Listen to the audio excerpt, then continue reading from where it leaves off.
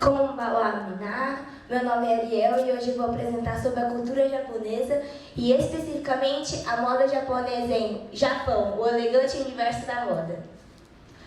Para começar, quando a gente pergunta para vocês o que vem na cabeça quando eu pergunto sobre a cultura japonesa, provavelmente a maioria das pessoas responde sobre a comida japonesa, como o yakisoba, sushi, o tempurá, ou também as paisagens, que tem o Monte Fuji, cerejeiras, as tecnologias, os videogames, ou até os desenhos japoneses, os animes. Mas a cultura japonesa não é somente isso, e hoje eu vim trazer um outro aspecto, que é a moda. Para começar, gostaria de falar sobre o trajeto do kimono. O kimono, ele é uma peça que é muito importante na cultura japonesa e que, a partir dessa peça, ela também se revolucionou pelo mundo todo. Ela foi criada no século VIII, no período de Nara, entre 710 e 794, e ela foi criada com o objetivo de ser uma vestimenta de segunda peça, um vestimento de segunda peça, ou para ser roupa de baixo. Mas hoje em dia ela é usada em ocasiões mais solenes. Confeccionada de seda, ela também é feita com vários estilos de estampas e para diferentes ocasiões também, diferenciando-se dependendo do seu estado social, ou sua estampa também, tecido e tudo mais. E no período de Edo, entre o século XVII e XIX, o Japão fechou suas portas para o mundo para encontrar uma identidade própria, e uma dessas partes desse patrimônio, identidade também, foi o kimono. Nós temos vários tipos de kimono aqui, mas eu vou falar que só alguns para vocês, porque são muitos.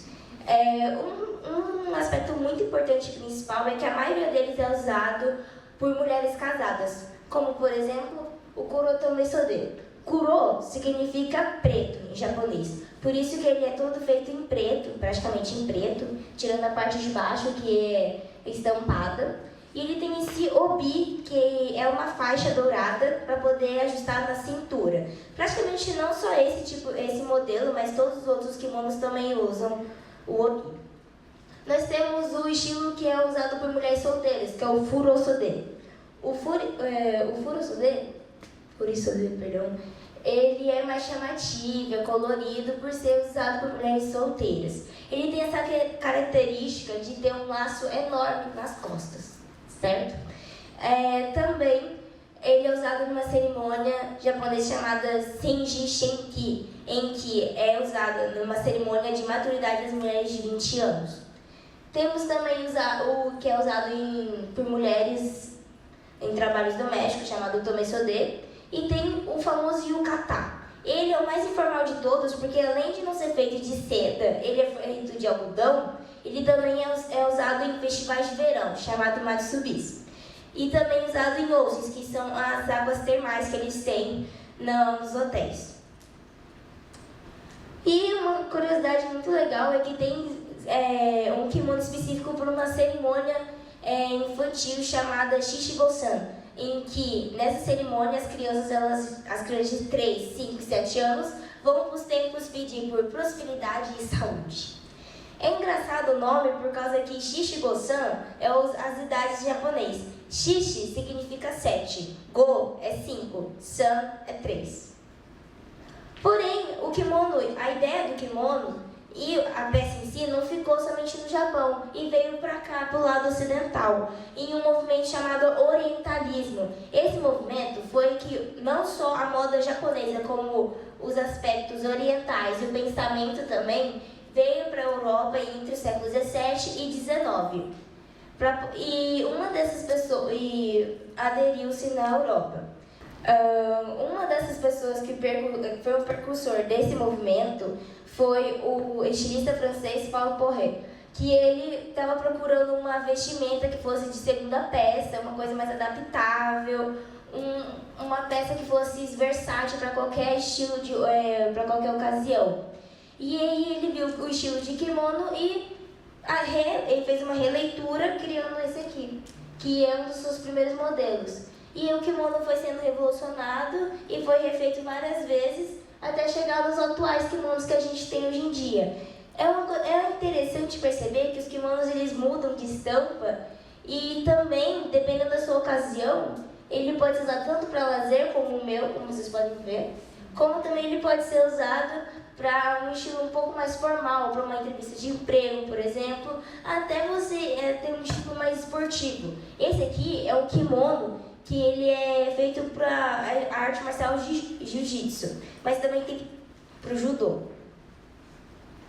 Assim como vocês vão ver o kimono na rua, vocês também vão ver outros estilos de roupa, como o estilo Lolita. O estilo Lolita, ele foi criado, inspirado nas roupas da Maria Antonieta, na era vitoriana, e ele tem essa característica de ter uma saia um pouco mais rodada e mais chamativo. Algum deles, um dos mais conhecidos é o Sweet Lolita, que ele é um estilo um pouco mais fofo, que a gente chama. Ele tem os tons pastéis, como o azul, o rosa como em destaque, e tem essa ideia mais de feminilidade da menina.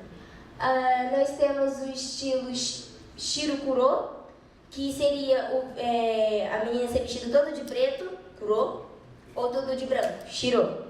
Nós temos também o estilo Classic Lolita, que é o estilo mais tradicional, com umas cores mais neutras, com o uso do creme, o marrom e os tons de vermelho.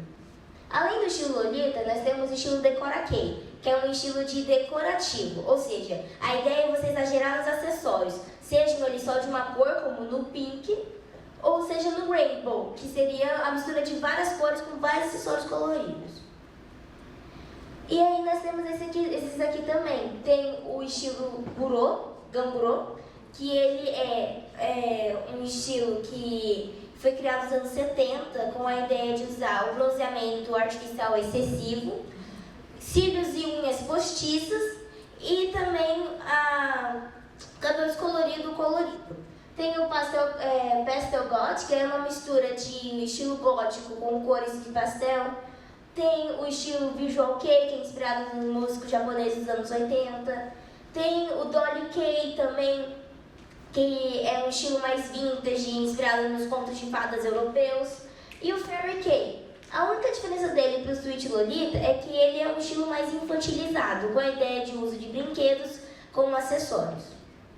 E eu não poderia deixar de fora o moda cosplay, galera. A cosplay também é um estilo de moda e vocês vão ver muito na rua, lá no Japão ou até mesmo aqui no Brasil, que você consegue ver bastante.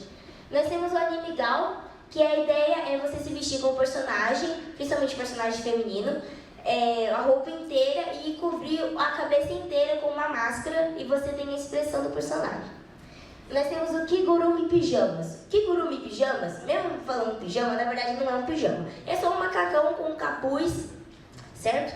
Que ele tem um estilo de animais, por exemplo, animais normais, um tigre, um panda, ou de desenhos, que não necessariamente precisa ser os animes. Mas, por exemplo, aqui temos o Stitch, do Lilo Stitch. Também bem famoso que a gente tem do Pikachu e do Charizard. E, pra quem conhece, o Fursuit, que é do Clube Furry, certo? A ideia dele é você usar a roupa inteira, metade humano e metade animal. Pode ser um animal fictício ou um animal já existente. Uma curiosidade muito legal é que a moda cosplay, a moda, ela também está atrelada aos animes, como o anime Jojo. O design chamado Hirohiko Araki, ele se inspirou fazendo as poses de Jojo, as famosas poses de Jojo, inspiradas nos modelos de vários outros modelos de poses de moda. E ele também trabalhou para Gucci. Alguns desses modelos são esses. Interessante, né? E por último, para poder explicar para vocês, é o estilo, como alguns estilistas orientais revolucionaram a moda ocidental. Aqui estão alguns estilistas masculinos, que é o Yohji Yamamoto e o Kansai Yamamoto. Eles revolucionaram a moda de uma forma totalmente diferente, trazendo o contemporâneo e o tradicional, o geométrico com outros estilos também, como vocês podem ver em algumas coleções. Eles também adaptaram, o Yohji Yamamoto ele adaptou um vestido no estilo da obra A Onda de Kanagawa, e também com um estilo um pouco mais tecnológico. E o Kansai Yamamoto foi um dos primeiros estilistas a vir para cá, e quando ele veio, a moda dele foi tão revolucionária que foi aderida pelo David Bowie e também pelo John Lennon. Mas a moda não para somente nos estilistas masculinos, mas também vai para as estilistas femininas.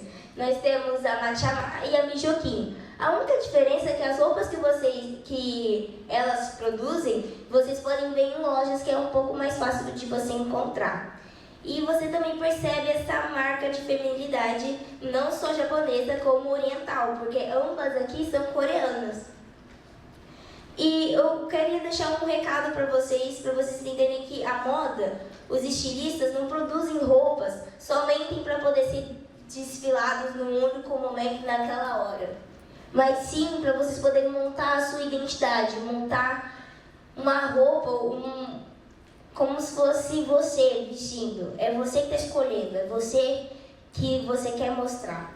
É uma identidade, é a sua personalidade demonstrada a partir do que você está vestindo.